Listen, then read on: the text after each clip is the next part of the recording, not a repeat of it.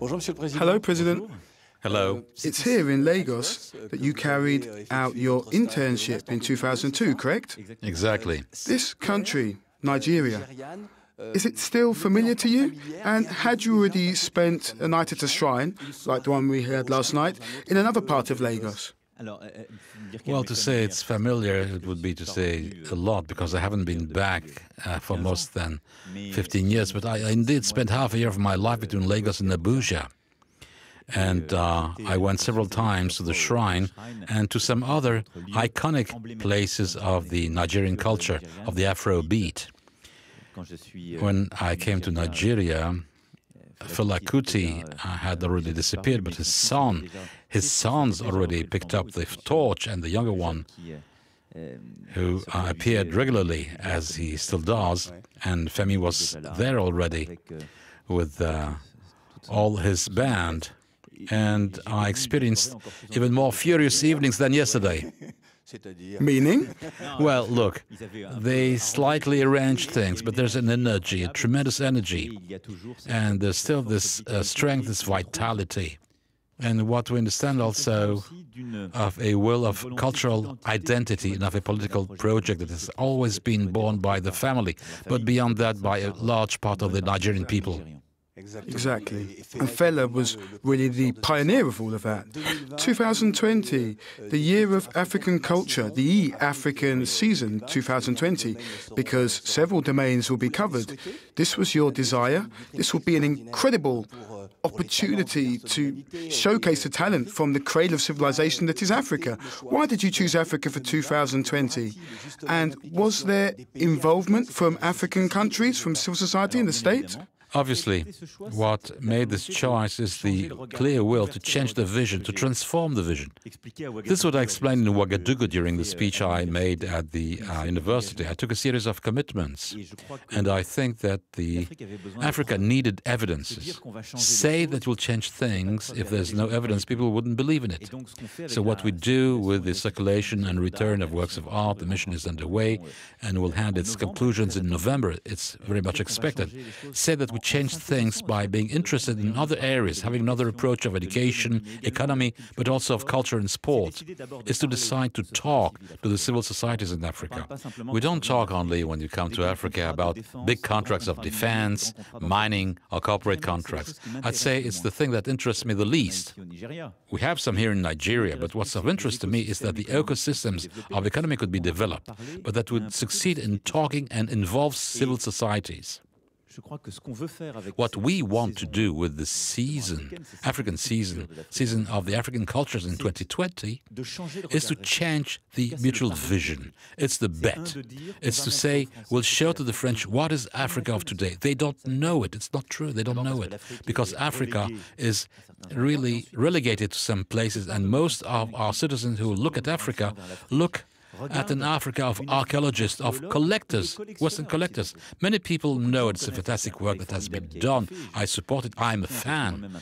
People know Africa through the Museum of Quai Branly or by the collections of Mr. Keshash, who did a tremendous work and who gave to see an Africa which is not Africa of today, where the youth of Africa cannot recognize itself. And we do not know of very little the artists, singers, painters, actors, and so on and so forth. What I want us to do through this season is to put them at the heart, at the core. The person in charge of the season is Ms. Nfal, a French and Senegalese woman who has a tremendous experience of those crossed visions. She has a team of young curators coming from the whole of Africa. And it's the artists, the African artists, that will be at the heart. The governments will be involved, but first and foremost the civil society, the artists, and they will show in places around the country. And our target is for this to be the most prestigious places, that it would be a popular French event, enabling those African artists to show what is their latest work.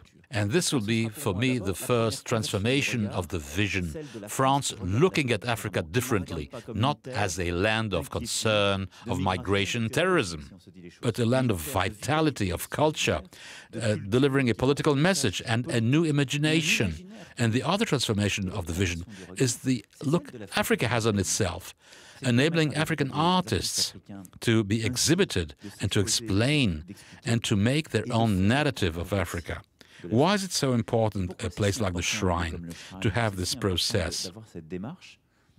We need an African youth that is telling itself its own narrative, building its own imagination, its own heroes. It has them, but it has to explain them to the world. I think it's very important for the African youth and for the diaspora, the African diaspora living in Europe and especially in France.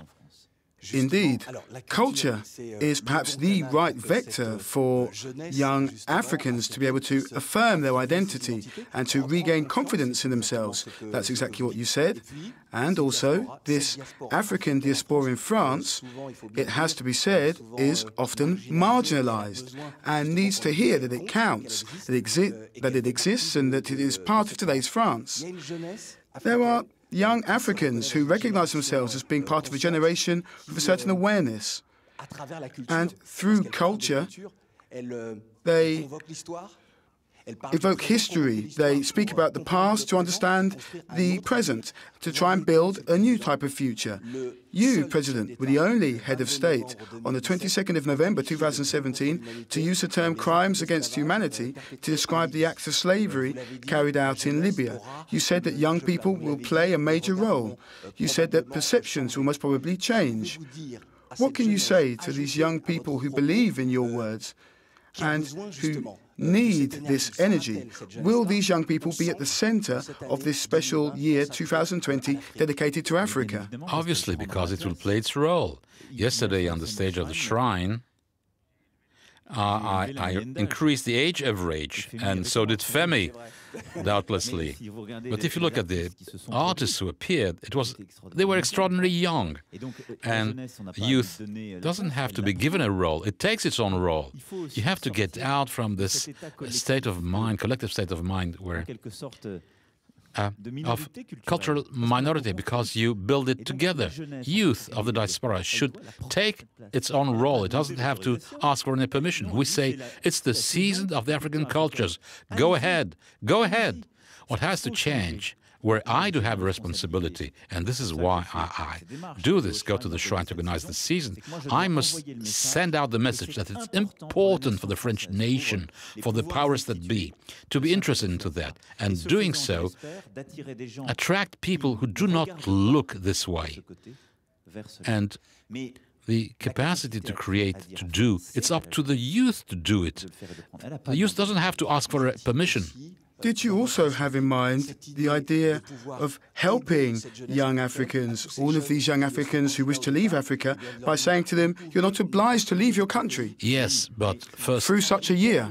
Yes, the issue of immigration is one of the major political challenges and of the years to come. It's not going to stop. This challenge stems...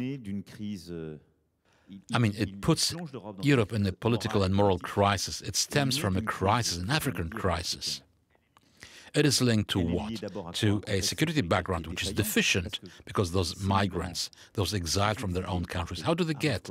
Through traffickers. Let's not forget that. So the emotion we experience on the European side by pasting our ideas, our representations, makes us forget that behind there is the worst of the organized crime. And those traffickers of human beings are at the same time drug traffickers, arms traffickers, and they are linked to terrorism. And there is this sore in Africa today, and especially this sore I'm fighting with lots of conviction, ardor, going from Gulf of Guinea to Libya, which was a traditional trade route turned into a route of hatred and of death. And we must all work at it. And I commend the commitment of the heads of states of Sahel, especially, and the fight we're leading against Boko Haram and the Lake Chad area. But then, let's look clearly at this issue of immigration. People, very poor people, do not leave their country. It's middle classes from rather emerging countries who today go through Libya with some months of camp to join Europe. Let's look at the reality. People of the Horn of Africa in crisis, those deserve the consular protection, they are handed asylum. And France took its own responsibilities, going to Spain, going to Malta again to recoup. And we have people coming from Eritrea and Sudan. But the vast majority of those people taking the sea, after months or even years of wandering and of suffering, where do they come from? They come from Nigeria, Senegal, Ivory Coast, Guinea. Are those countries living worse than 10 years ago? No. So we have also, and this is the speech I have in responsibility with all the leaders, we have to see that there is a youth who considers there has no more hope in this country. It's not the poor youth. It's a young people whose family can pay for the traffickers to join Europe. There's also the weight of history and development. Yes, we have to speak out things among brothers and look at it clearly and say, let's not have false representations. This is the reality. There is a problem. What is the problem? It's demographic. I've been one of the first. I've been attacked everywhere, especially in Europe when I said that. But there are courageous presidents like the President Youssoufou who started to tackle this issue. When you're a poor country where you leave a soaring demography, 7 or 8 children per woman, you'll never get out of poverty. Even if you have a growth rate of 5 or 6%, you'll never make it. And the concentration of wealth is not done properly. So having a policy of family planning, having a policy of education of the young girls, of fighting against forced marriages, this is how Africa will become a great continent. I want to support by all the leaders adopting this policy. This is why I multiplied by 10 our commitments for the education for the young girls especially. Help those governments to develop and create universities in Africa. I'm struck every time I see young people in Africa who tell me, I want visa. Yeah, okay, but having a visa is not a life project. What do you want to do? And it gives them a feeling of despair. Yes, but if you want Africa to succeed, you have to help it to have the best universities of the world in Africa. This is why we started in Senegal and Ivory Coast the first initiatives of joint universities. And it's wrong to say to those youngs, your future is to come to France, make your studies and stay there. It's not good. It's not good for their family. It's good for no one. We have also to change our approach and create jobs. It's the only way to succeed by entrepreneurship, by economic development, to build your own family, your own project. And so, if you want this issue of immigration, it shouldn't be looked at only from a security point of view. It should be looked at from a moral, psychological, civilization. That is to say, how to rebuild hope for a whole generation. It's by policy of responsibility. It's by giving it an access to entrepreneurship, to political life. Young people will not leave if they say, I can change my country. And there are too many countries in Africa where young people say, I'll never be able to change it. You spoke about fraternity and combining talents. I just wanted to end with this quote from Nelson Mandela, who says, all that is done for us but without us is actually against us. Young Africans, young French people can bring their talents together and they will be at the center of 2020. Yes, we'll bring it to the center. And the leading thread of my policy in Africa is to help, but never decide instead of. Sometimes have a speech of truth about what we do, right or wrong. But regarding the political issues of transition, of democratic transition, of stability or other, it's not up to France to say what has to be done. It's up to France to support when it thinks that the right decisions are made.